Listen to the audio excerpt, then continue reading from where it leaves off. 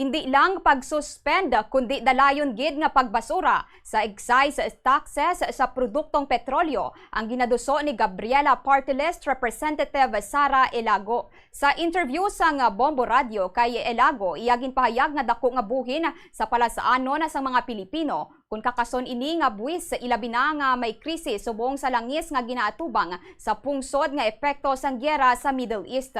Yara subong sa 6 pesos kada litro ang excise tax sa diesel samtang 10 pesos kada litro naman ang excise tax sa gasolina. Magluwas diri ginaduso man sang kongresista ang pagkakasa sang 12 pesos o kon 12% nga value added tax o kon VAT sa serbisyo kag basic goods kaangay sang pagkaon, tubig kag elektrisidad.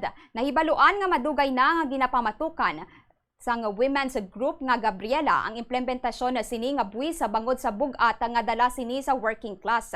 Sa nauna nga mga protesta ginlaragway sang grupo ini nga buwis sa bilang otomatiko nga palasaanon nga nagaigo sa mga pigado sa kada tion nga may yara sila sang baklon. Sa pihak nga bahin na matandaan nga gina-sertipikahan ni President Ferdinand Marcos Jr. bilang urgent ang hagna sa Kamara nga amo ang magatugot sa President nga isuspend o kun buhinan ang excise taxes sa petroleum products kung may yara sang national o kung global economic emergencies. Sa idalom sa among hagna, mahimo ma-adjust sang presidente ang excise tax sa fuel base sa rekomendasyon halin sa Development Budget Coordination Committee kag sa Department of Energy apang subject pa sa pila ka mga kondisyon.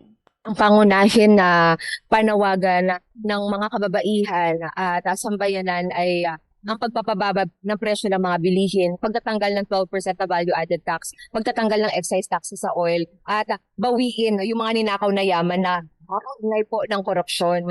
At yan ay kinakailangan sa ngayon at lalong-lalo na ngayon no, ang presyo ng langis at ang laking ginhawa sa ating mga kababayan. Kung hindi lang natin sususpindihin, kundi ibabasura natin ang excise taxes sa langis at mga petroleum products.